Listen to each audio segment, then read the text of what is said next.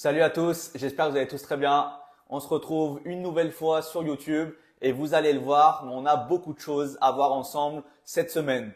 On a un contexte qui est vraiment difficile et complexe, un contexte mondial qui fait chuter les bourses mondiales. Et vous allez le voir ici, mais on peut commencer à trouver des causes par rapport aux conséquences que l'on voit sur les marchés. En tout cas, comme toujours, n'hésitez pas également à nous rejoindre sur Discord où je vous y partage quotidiennement toutes les analyses techniques et fondamentales pour vraiment comprendre tout l'écosystème lié au marché financier. Donc c'est parti, on commence et vous allez le voir, on a un gros morceau à traiter dans cette vidéo. Alors en fait, vous le voyez, mais vraiment, les marchés en ce moment sont dans un contexte difficile. On a potentiellement une récession qui arrive aux États-Unis. Comment on peut expliquer cette récession? En fait, c'est principalement dû à la politique de Donald Trump. En fait, en appliquant les tarifs douaniers, notamment avec les pays comme le Canada, le Mexique, l'Europe ou bien la Chine, on a vraiment une création d'inflation et on a également une politique qui accroît les tensions commerciales mondiales. Et forcément, ça nous donne des indications que les investisseurs ont peur sur les marchés et commencent à liquider leurs positions. Et en fait, vous allez le voir après, mais on voit qu'on a vraiment une baisse généralisée de tous les actifs à risque.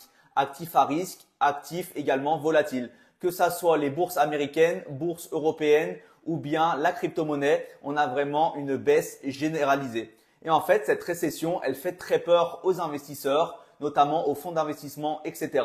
Et on a potentiellement ici l'apparition d'une rotation sectorielle.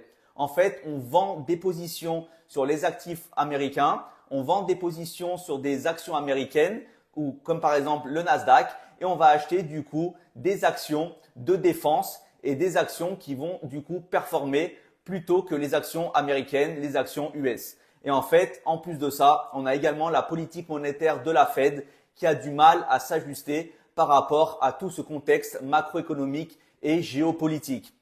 Et en fait, Trump devait à la base venir en tant que mécène pour les marchés américains. Il devait vraiment porter les marchés US, mais on le voit en fait depuis le début de l'année, ce n'est pas ça qu'il se passe et c'est plutôt même l'inverse. On a vraiment ici des marchés qui sont compliqués à trader, on a beaucoup de volatilité et on a un énorme momentum baissier qui s'est initié à partir du mois de février. Et vous allez le voir ici, mais on n'est pas du coup à l'abri d'avoir une récession aux États-Unis à l'année 2025.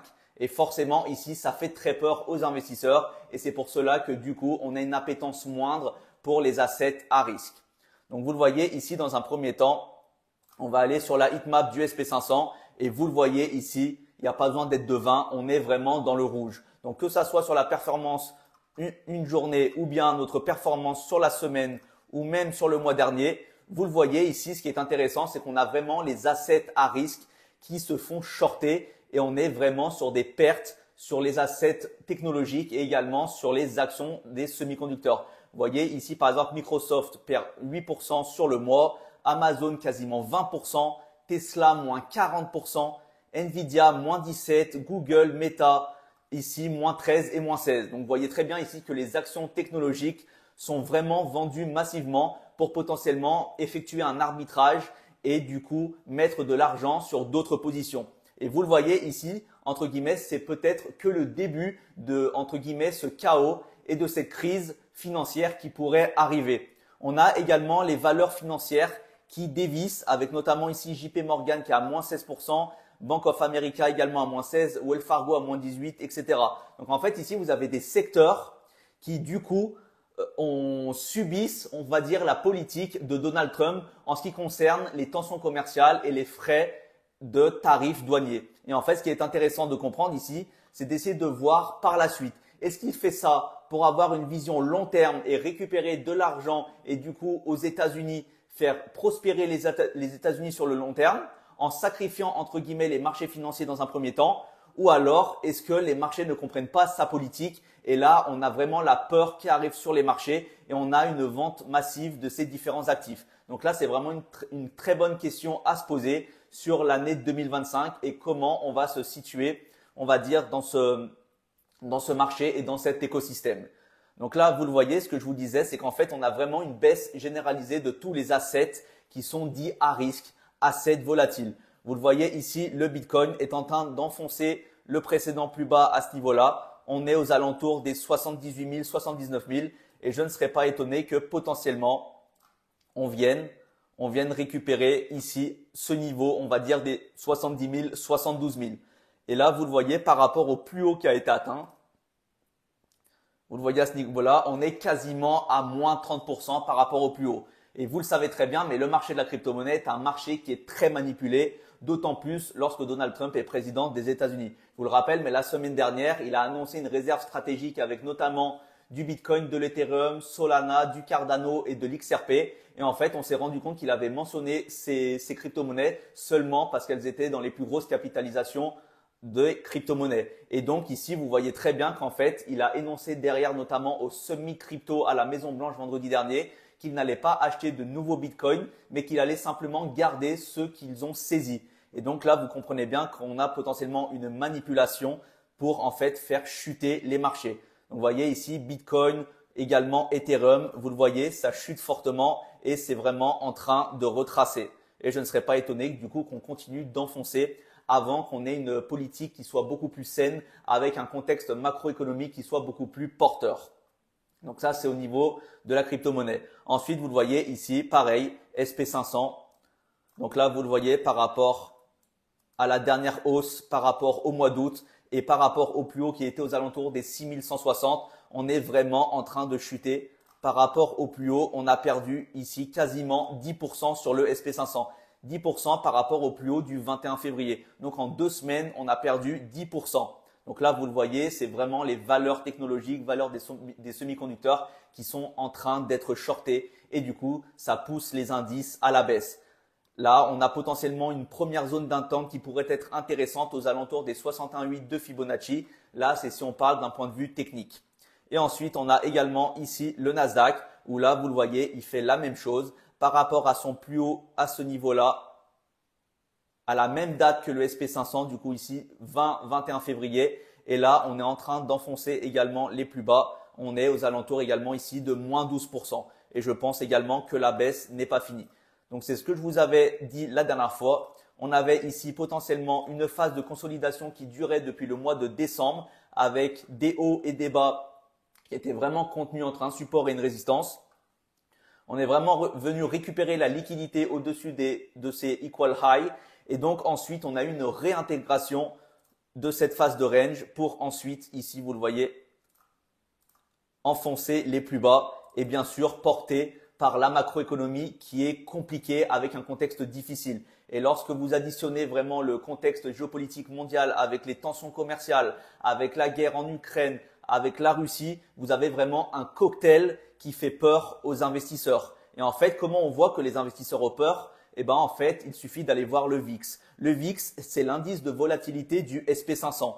Et en fait, c'est ce qui est appelé également l'indice de la peur. Et en fait, vous le voyez ici, plus il va augmenter et plus les investisseurs ont peur sur les marchés et potentiellement battent en retraite. Et en fait, vous le voyez ici, on a vraiment une augmentation. On n'est pas loin des 28. Donc là, vous le voyez, ça commence à être consistant en termes de VIX. Donc là, vous le voyez bien que là, les fonds d'investissement, toutes les grosses mains sur les marchés financiers commencent à avoir peur et peut-être sont en train d'effectuer un arbitrage et une rotation de leurs actifs. Donc là, vous le voyez, ce qui est intéressant, c'est que potentiellement, on est dans un contexte où finalement, on n'avait pas prévu ça dans un premier temps. Trump allait potentiellement pousser les marchés à la hausse et en fait, c'est tout l'inverse qui est en train de se produire ici. Et vous additionnez ça avec potentiellement un contexte de récession qui va arriver, potentiellement avec une croissance aux États-Unis qui ne devrait pas être aussi forte qu'elle devrait. Et donc là, vous avez vraiment un mix, un cocktail total pour comprendre qu'on est dans une situation complexe pour les marchés financiers en ce premier trimestre de l'année 2025.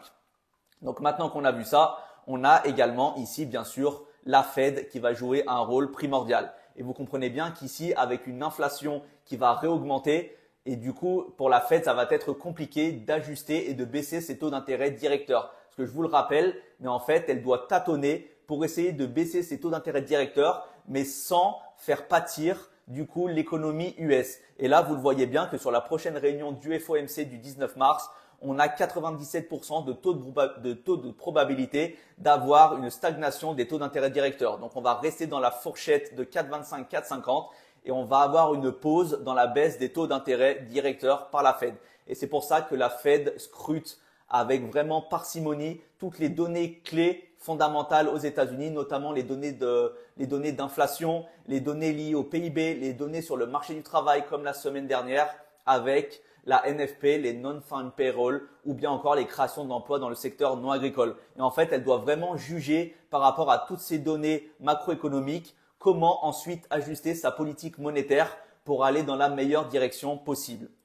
Donc maintenant qu'on a vu ça, on a fait un gros topo, on va dire, sur ce qui nous attend cette semaine et on va dire plus largement sur l'écosystème macroéconomique mondial. Et là, on va voir ce qui nous attend cette semaine. Donc là, on va dans un premier temps avoir le rapport JOLTS, donc les nouvelles offres d'emploi. Donc ce qui va être intéressant ici, c'est que ça va nous donner des indications quant au marché du travail, s'il est plutôt robuste, s'il est équilibré, si on a des lacunes. Et enfin, on va avoir mercredi 12 mars, vraiment tous les yeux vont être rivés sur cette journée. Pourquoi? Parce qu'on va avoir les données d'inflation qui sont très suivies par, comme je vous l'ai dit, la Fed. Et donc, ça va être très important. Et également, ici, les données d'IPC sont très reliées également au Bitcoin. Le mois dernier, on avait des données d'inflation qui sont sorties pas au niveau des attentes et forcément, ça a eu un très fort impact sur le Bitcoin. Le Bitcoin réagit fortement aux données d'inflation. Il est très corrélé. Donc là, attendez-vous mercredi à avoir énormément de volatilité également sur le marché de la crypto-monnaie et en l'occurrence le Bitcoin. Donc vous voyez ici, on va avoir les données IPC, indice des prix à la consommation. Donc on va avoir les IPC Core et les IPC. Je vous le rappelle, mais un IPC Core, en fait, c'est une donnée d'inflation. On a retiré les éléments volatiles comme par exemple l'énergie ou l'alimentation. Et vous allez le voir ici. Mais ce qui est très intéressant, c'est qu'on va avoir du coup les quatre figures. Inflation mensuelle, inflation annuelle, inflation corps mensuelle et inflation corps annuelle. Et ici, ce qui va nous intéresser, c'est l'inflation annuelle. Et vous le voyez ici, ce qui est négatif, c'est qu'en fait, l'inflation aux États-Unis repart à la hausse. On était quasiment à la cible nominale qui était la target de la Fed à 2%.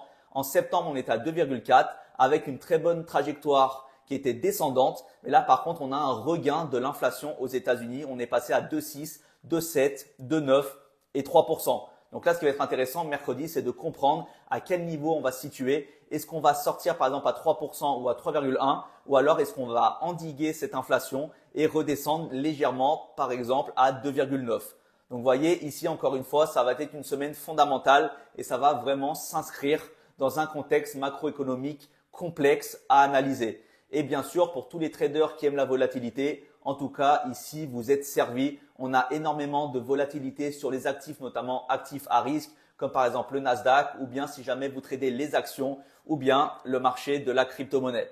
Mais vous voyez, en tout cas, ici, c'est très formateur et très intéressant. Et si jamais vous avez peur, entre guillemets, n'hésitez pas à trader en démo, à trouver des setups à haute probabilité, à travailler votre système de trading et vos stratégies en démo. Comme ça, si jamais vous avez des problèmes, vous avez des stop loss, etc., vous ne perdez pas d'argent et vous ne perdez pas votre compte de trading. Donc, vous l'avez vu, là, on a encore une énorme semaine qui s'annonce sur les marchés. Faites très attention à votre money management et à votre risk management parce qu'encore une fois, ça va secouer. Et on n'est pas à l'abri également d'avoir de nouveaux discours de Donald Trump sur sa politique, sur de nouveaux tarifs douaniers. Et bien sûr, ça va jouer un rôle majeur pour les marchés US principalement. Donc en tout cas, j'espère que ça a été clair pour vous. N'hésitez pas à me dire en commentaire.